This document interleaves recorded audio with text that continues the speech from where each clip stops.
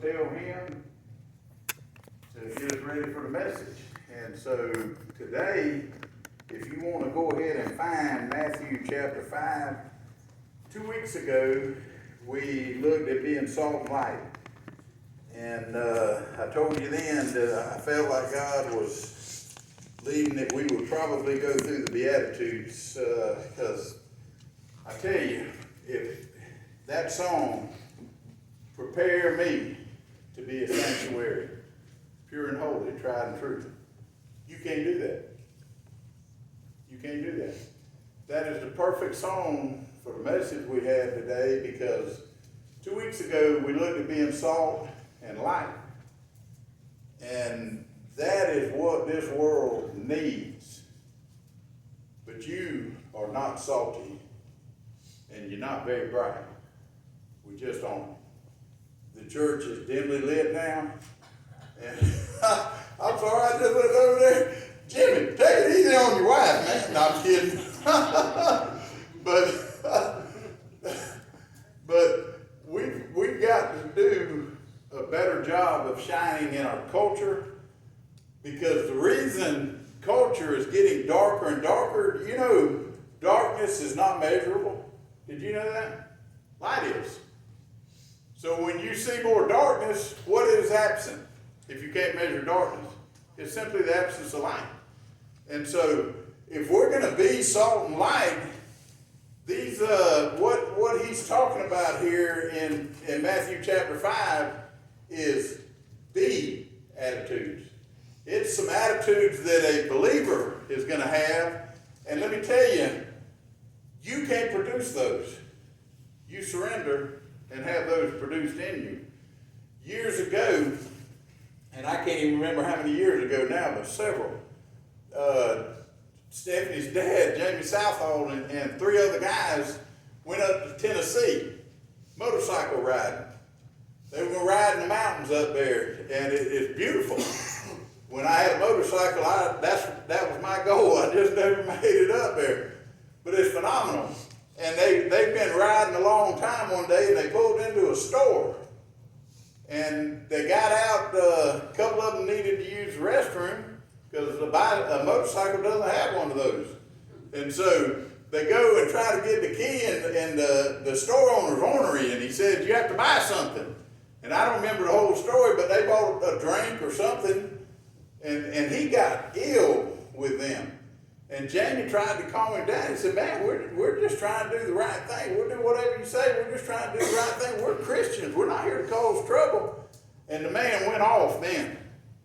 He said, you know, I have more trouble in here out of the so-called Christians than I do the everyday bikers. Now, let that soak a minute. Bikers, and nothing against bikers. But for a biker to be higher esteemed in a man's eyes than a Christian, there's something wrong in the church. And years ago, when I was at Northside, I had a friend, she worked with the youth. And she would never, people always, let's go eat, and y'all probably do some, let's go eat after church. She would never go. Never. She was the mentor to the college group. And she said that too many of them were servers.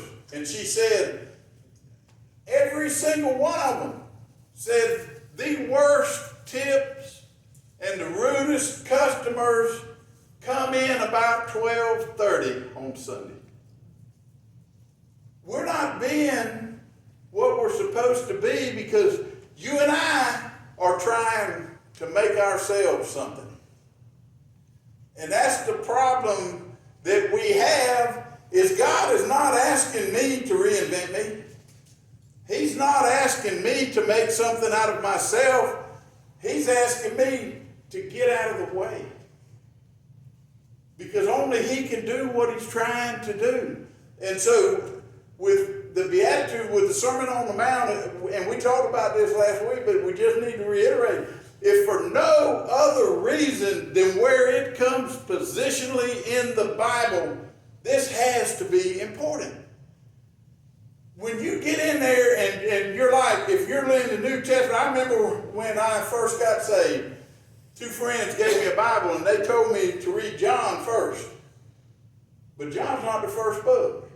But they said, read John first. Find out who you are in Christ.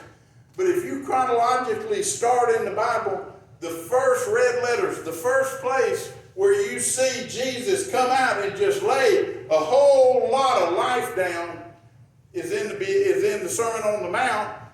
And of all the things he could have began with, he began with the Beatitudes. Because I'm going to tell you something.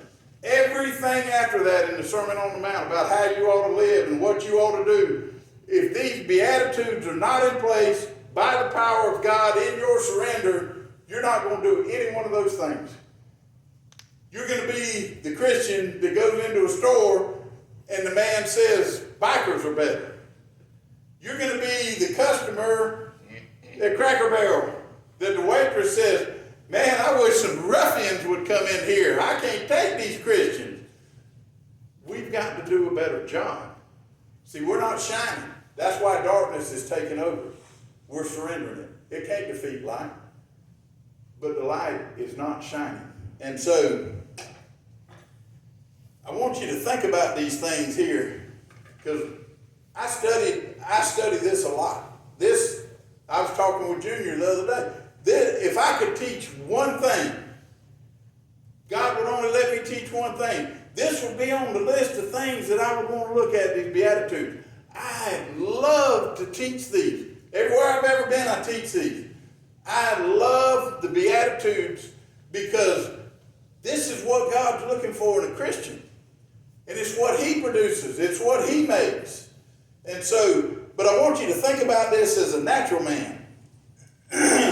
Blessed, by the way. Blessed that's happy. Happy. Think about this. Happy are the poor in spirit. Happy are those that mourn. Happy are the meek. Happy are those which hunger and thirst for righteousness. That one's okay. Happy are the merciful. We all like to receive it, but are we so quick to give it? Happy are the pure in heart. I'm good with that one. Happy are the peacemakers. Don't you sometimes just want to hold a grudge? Happy are they which are persecuted. Wait a minute. Am I hearing that? Happy when I'm persecuted? Does that sound right to you? And happy when men shall talk bad about you and persecute you and say all manner of evil things against you. Rejoice. What? Doesn't that sound like somebody that might have bumped their head? That's a list of things that in my rational mind, in my what makes sense to me, this part of this list, I'm like, poor in spirit, no thank you. I don't want to sign up for that one. Can I just go through this? Can this be a buffet for me? But these are things that you will be happy because of what God does in you. It's not going to be happy because you like the way this feels. You're going to be happy, you're going to be blessed because of what you're becoming, what God is doing in you. And we don't understand that. We don't understand that. That's why in the Beatitudes we have the moments. That's where we live. We have a moment where we shine because we did that.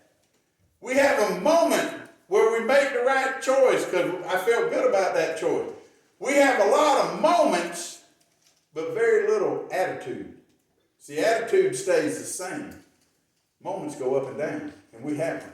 And the reason is we're self-sufficient. We're wired that way from birth. We're wired where if I do and I achieve, I receive. How many of y'all work? How many of y'all have ever worked? Did they just come out and hand you a paycheck? No. Well, actually, I have worked with some people like that. I'm kidding. But you did, and you produced. Students, how many teachers you just sat there all semester? Slept, because, some days you're just tired. And they come in and they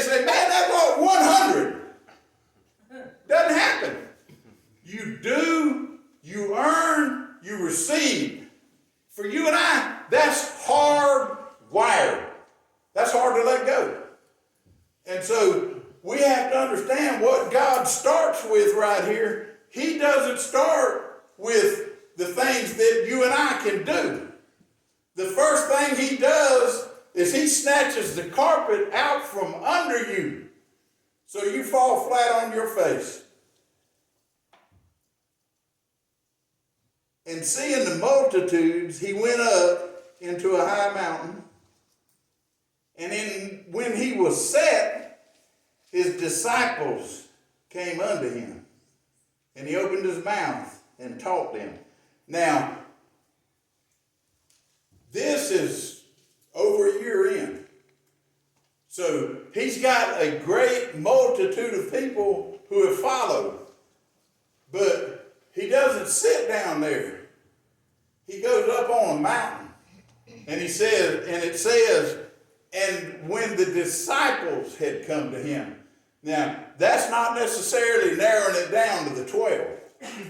But everybody, you know, you have pizza, everybody comes to church. Buffet day, everybody's here. But when you want to get somebody and you want to tell them that Jesus is going to change their life, that they have some things to surrender, and you say, y'all come on over here, we're going to talk about this, that crowd gets a little bit thinner. You follow me? And so he went up, and the ones that are trying to know something, they've seen lives change. They've seen blind people see. They've seen crippled people stand and walk, withered hands come out, and they're like, oh, I need to know some more. So they go up. And then he sits down. That was how the rabbis taught in his day. It wasn't like he was just sitting down and, man, y'all don't matter. That was, the student stood and the rabbi sat. So he was there to teach them. And the ones that wanted to be taught came. And so this is not for the fringe Christian. They're not going to get it. This is for the person that wants God to change their life and they're looking for him. James 4:8, draw near to God and he'll draw near to you. And so this is the people drawing. And to them, and he opened his mouth and taught them, saying, blessed are the poor in spirit, for theirs is the kingdom of heaven. Blessed are the poor. See, let me explain something about self-righteousness. I read my Bible every day. I pray every day. I do good works all the time. Guess what happens with that? When I don't have a good day, Jesus Christ the same yesterday, today, and forever. When my self-righteousness gets me where I want to be, I'm not where I want to be when my self-righteousness is not in place. Does that make sense? When who I am depends on who I make me. Oh, I study, I do this, I do that. Let me tell you something. I don't care how much you read the Bible. God reveals. You can read that thing all the way through in a year. I'll tell you what. People that say get on a Bible plan that you read the Bible through in a year, if you can do that, that's great. Do it. Read as much as you can. But I'm going to tell you something. Jesus would rather have you read a little bit and be changed by it. And then a little more tomorrow and be changed by it. If you're reading the Bible in prison, when I went in prison, there was guys that don't even remember how many times they read the Bible through. And you go in on Monday night and they're telling you and quoting. And you go back next Monday, where's Billy Bob? Oh, he's in lockdown. The Spirit has to put that word in you. The Spirit has to change you. Your self-righteousness can whiz through that Bible. But God can only change a man humbled before him. Well, I'll tell you, God can do anything he wants. But God is looking for you to be humbled before him, seeking him, and knowing that, how many of y'all really think you bring something of value to God in and of yourself? Could you raise your hand? Thank you. I'm glad nobody did. You are poor. You just don't know it. We'll sit in here in church and say, oh yeah, I bring nothing to God. But then in our heart and in our mind, sometimes we think, well, gosh, I'm a preacher. Or I sing, or I teach. Or I cook, I carry meals, I do this, that, whatever. I read my Bible every day. I pray every day. And there's a whole lot of what I do involved. I know some people that probably, I know one man in particular, he's probably led more people to the Lord than anybody I know. But every time I hear about it, you know what I hear? Let me tell you what God did. I said this, and this, and this, and then I did this, and I did this, and I did this, and I did this, and then God saved me. There's a whole lot of what this man did. We all have a lot of that. What we have trouble with understanding is that we are poor. Because the other side of self-righteousness is where the real poverty is. I'm too far gone. God can't do anything with me. And I don't know that self-righteousness might be a higher poverty. But if you think that you're so good, God's lucky to have you, you're not poor in spirit. If you think that you're too far gone, that God can't save you, you're living in condemnation, not in poor in spirit. You're living a defeated life and a lie, because God can do in you anything He chooses. But you got to choose that before Him, you will be poor. You got to make that choice. There was a story of a fabulous young man in Matthew 19. And this fabulous man that God would be lucky to have with all his wealth. This man comes to him and he says, what must I do to inherit the kingdom of God, kingdom of heaven? And he says, well, you must keep the commandments. There's that man. Oh, I got this. He come back, man, I've done that since my birth. You'll be lucky to have me. And Jesus turned on him and he said, let me tell you this. Sell all you have and follow me. Sell it all. You know what the man did? He was too rich to be poor. And he walked away sorrowful. Sorrowful. Riches kept him from the poverty that opened the door to true riches. How insane is that? But how many places in your life is there something that you're too rich in that place? I don't want to let that go. I don't know what God's going to do here. So I have to hold on to this place. Anybody in here? You don't have to raise your hand. I already know. Our richness comes in our poverty towards God. Period. Not my accumulation. My accumulation, and I'm going to go ahead, we talked in the youth Sunday school this morning a little bit. Everything that's ever been that you thought was going to make you rich has already disappointed you. It already has. It didn't turn out like you thought. And yet, instead of being poor towards God, I'm going to find something else that I can be rich in, because deep in us, we want to be in control of our riches. We want to be in control of how our life unfolds. And so we walk in half, if that, of what God wants to do, because we won't come bankrupt. I've told y'all about this before, but not this part. When in 2003, it's the only time that God has opened the door for me. I wish I could go more. But I went to Mexico on a mission trip. And the town was called Tacul. It's in the Yucatan Peninsula, and they Po. We don't even know what Po is. There was one gas station. 35,000 poor people had one gas station because there were no vehicles. There were a handful of motorcycles. The main way they traveled, they took a bicycle and took the handlebars and the forks off, and they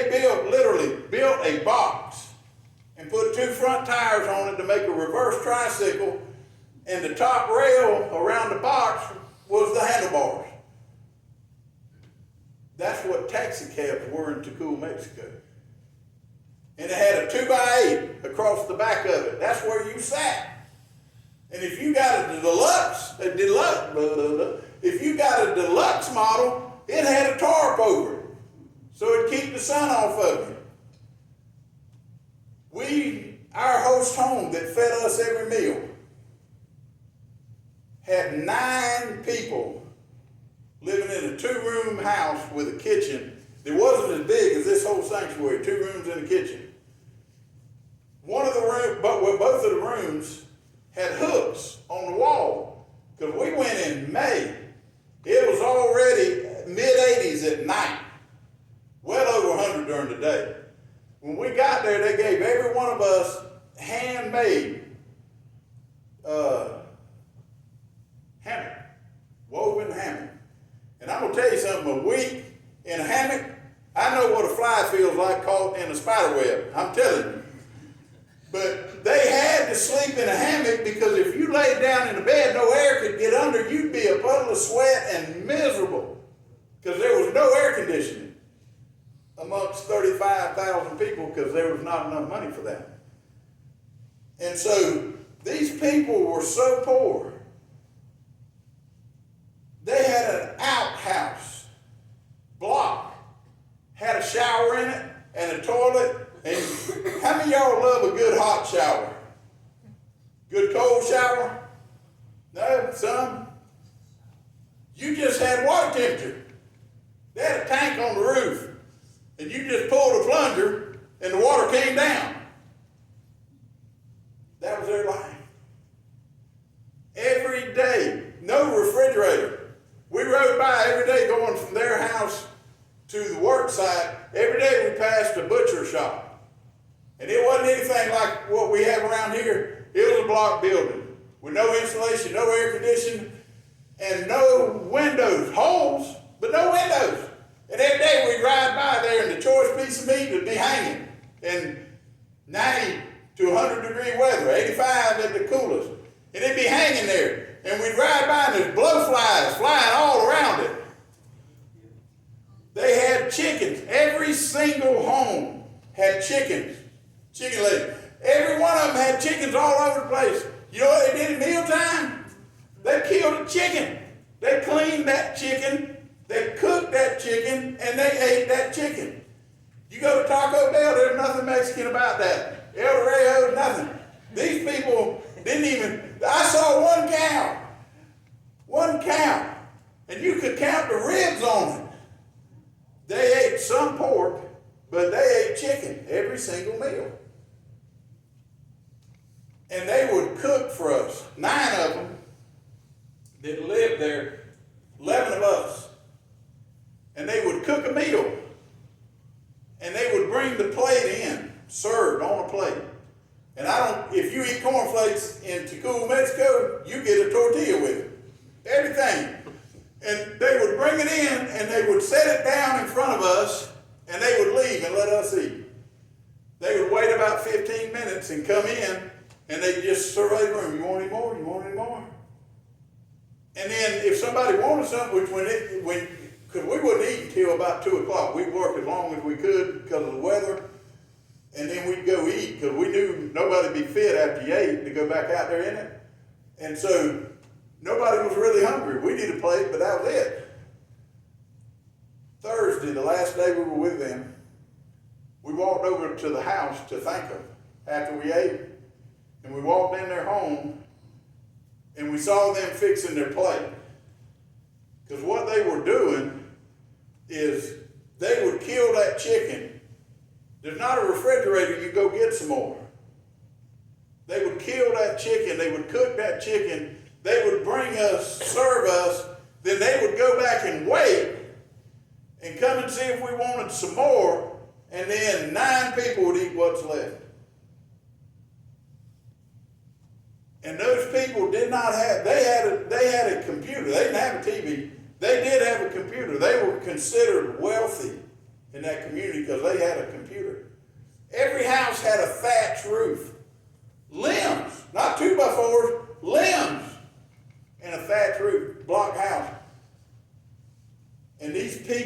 had a joy in them. They had a joy that we didn't understand. Because we're sitting there thinking, man, you go in and you sit down to eat, and you're sweating, and they're smiling.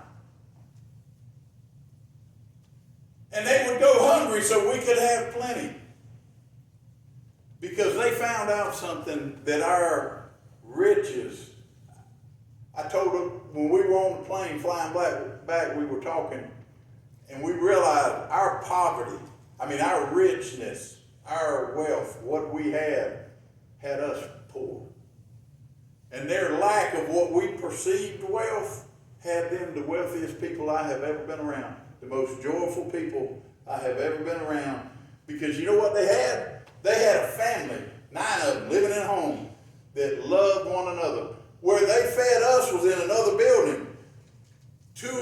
The oldest of the children was fixing to get married, and they built another block house right next to them that wasn't